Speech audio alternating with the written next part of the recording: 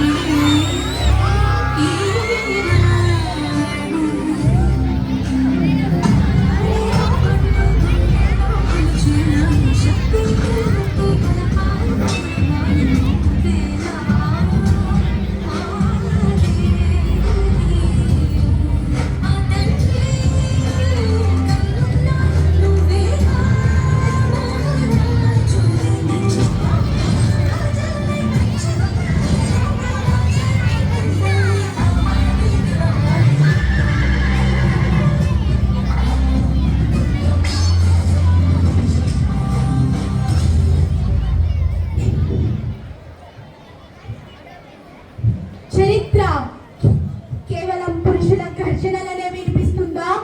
లేదు. ఆ చరిత్ర పుస్తకాల ప్రతి పేజీలో శ్రీ శక్తి యొక్క సంతకం కూడా ఉంది. ఆ సంతకమే రుద్రమదేవి. నేను కాకతీయ సామ్రాజ్యానికి రుద్రదేవ మహారాజుగా పట్టాభిషిక్తురాలైన మహారాణిని. నా పుట్టుక ఒక అసాధారణ సంఘటన. మా తండ్రి గణపతి దేవుడు తన జీవితంలో ఎదుర్కొన్న అతిపెద్ద సవాలు.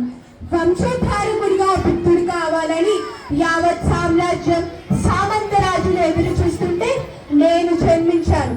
ఆడపిల్ల పుట్టిందని అంతఃపురంలో చెవుడు మూసుకున్న పిరికి వారికి మా తండ్రి రాజనీతి ఒక గొప్ప సమాధానం చెప్పింది. నా తండ్రి ఎప్పుడూ అంటుండేవారు, నాకు పుట్టింది కూతురు కాదు కుమారుడు. ఈమె రుద్రమదేవి కాదు రుద్రదేవ మహారాజు అని. ఆ ఒక్క నిర్ణయం నా జీవితాన్ని, ఈ కాకతీయ సామ్రాజ్య చరిత్రనే మార్చేసింది. నాకు చిన్నప్పటి నుంచి పల్లకీలు పట్టు వస్త్రాలు కాదు, కత్తి ఢాలు గుర్రపు శిక్షణ నేర్పించారు. పురుషుడి వేషంలో పెరిగాను. ప్రతి అడుగులో శ్రీత్వానికి సంఖ్యలు వేసి పురుషత్వానికి పట్టం కట్ట ఈ ప్రపంచం ముందు నన్ను నేను రుజువు చేసుకోవాల్సిన కఠినమైన తపస్సు చేశాను. నా ఓరుగల్లు అదొక అద్భుతం. చుట్టూ పటిష్టమైన కోట గోడలు, 4 వైపుల నగరాలు, పద్మాక్షి ఆలయం, 1000 స్తంభాల గుడి కళా వైభవానికి నిదర్శనం. కళలు, సాహిత్యం, నాట్యం, శిల్పకళ అన్నీ నా పాలనలో పరిణమిల్లాయి.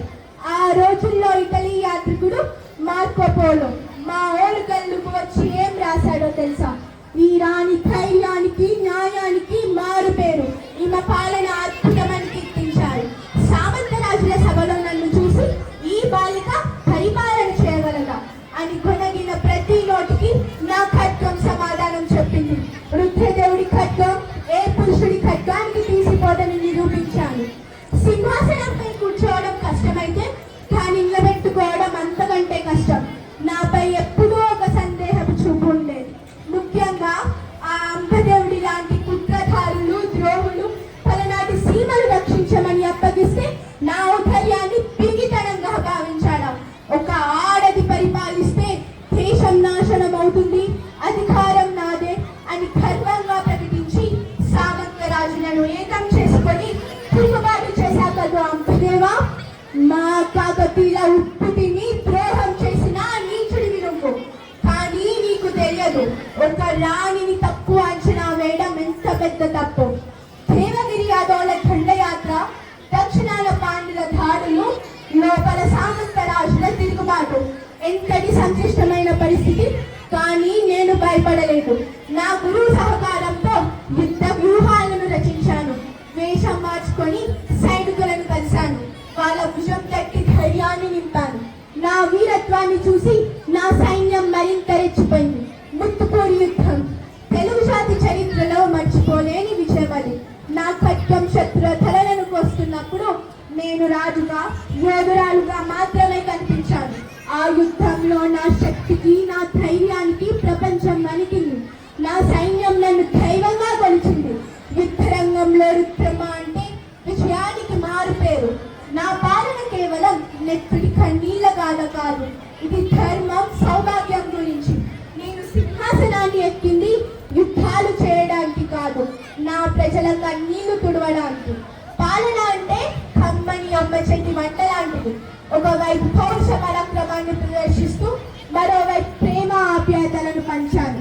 అందుకే నా ప్రజలు నన్ను రాణిగా, దైవంగా, తల్లిగా భావించారు. నా త్యాగం వృధా కాదు. బ్రహ్మదేవి చనిపోవచ్చు, కానీ నేను తెచ్చిన దారి ఎప్పటికీ మూసిపోదు. నన్ను చూసి మన తెలుగు నేలపై పుట్టిన ప్రతి ఆడపిల్ల సింహంలా, రాణిలా బ్రతకాలి. తన శక్తిని తాను తెలుసుకోవాలి. అవసరమైతే ఖడ్గం పట్టినా, కలం పట్టినా అన్యాయాన్ని ఎదిరించాలి.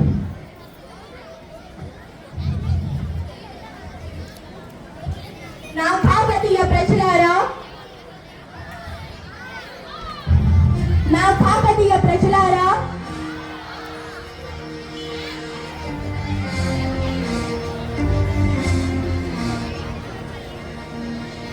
ఒక తల్లి పాలు తాగిన వాళ్ళందరూ అన్న తమ్ముళ్ళైతే ఒకే నది నీళ్లు తాగి బ్రతికే వాళ్ళం. అన్న తమ్ముళ్ళ అక్క చెల్లెలం కాలేమా?